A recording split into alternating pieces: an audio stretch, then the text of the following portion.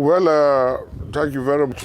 I don't need to disagree with him. I need to agree that there should be peace and matters should be resolved. But yesterday was like a liberation for River State.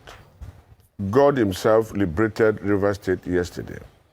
The people of River State vehemently condemn the action of the former governor and his cohorts. What they did yesterday is what we call a mutiny or perfidy or coup. They plotted a coup against the people of River State. They plotted a coup against the governor.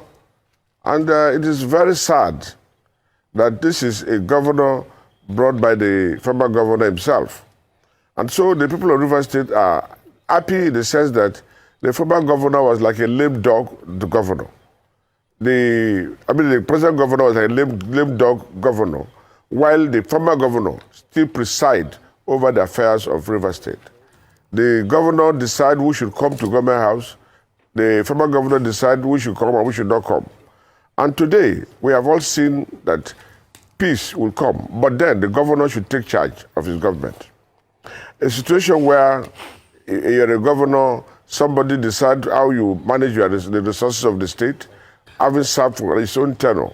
Somebody would be the one to cook the food, somebody would be the one to share it. That process is not allowed by our Constitution.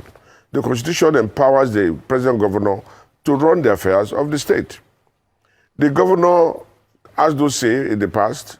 The former governor is the one who decides what happens to the fake money.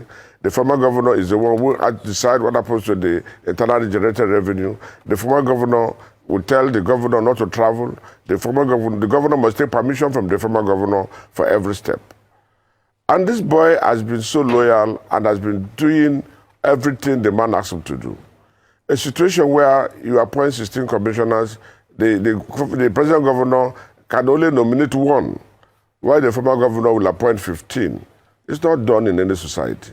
A situation where you have more than 17 advisors and all of them were decided by the former governor. A situation where the former governor decides who becomes the speaker, who becomes the majority leader, and who are the officers of the house. A situation where the former governor will decide who should be the CSO or who should do the security aid to the governor. The governor was caged. And to an extent, the state was caged because whatever the former governor wants is what happens. The former governor controls Abuja, and he also wants to control River State. And the present governor asked just a few things. Allow me to run the government. I am the one elected. Even though you supported me, even though you brought me, let me run the government. And they say no. And before now, some of us have asked this governor, the former governor, to let the governor be, the present governor be. Let him be the one to run the state. But it went into a deaf ear, and the former governor don't want to hear that. And when they saw that the boy was now resisting, he decided to start with impeachment. And that impeachment, we thank God, it did not succeed. He knows how he twist the assembly members, but by the grace of God, they realized themselves within few hours and impeached the speaker and some of the other house officers and elected the former majority leader as a speaker. That is a good development for the state. We also be grateful to God that the governor is realizing himself and at least he has been able to dissolve the executive council.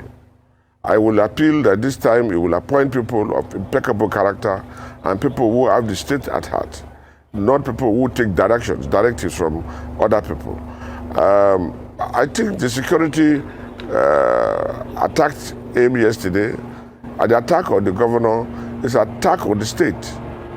When you pour water on the governor, you pour water on the state. When you shoot at the governor, you shoot at the state. But these are preliminaries when you talk of mutiny. Anytime there's mutiny, the usual thing happens. And Rivers people are willing to support the governor, and that was why they came in their numbers to say no. And so we are happy that we are getting a new development.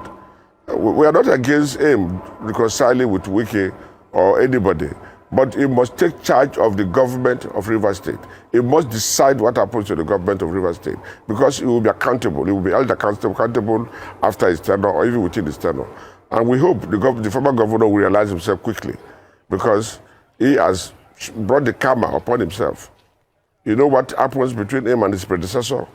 And this boy was trying to avoid it, but he refused. He has brought the karma upon himself by trying to forcefully remove the elected governor.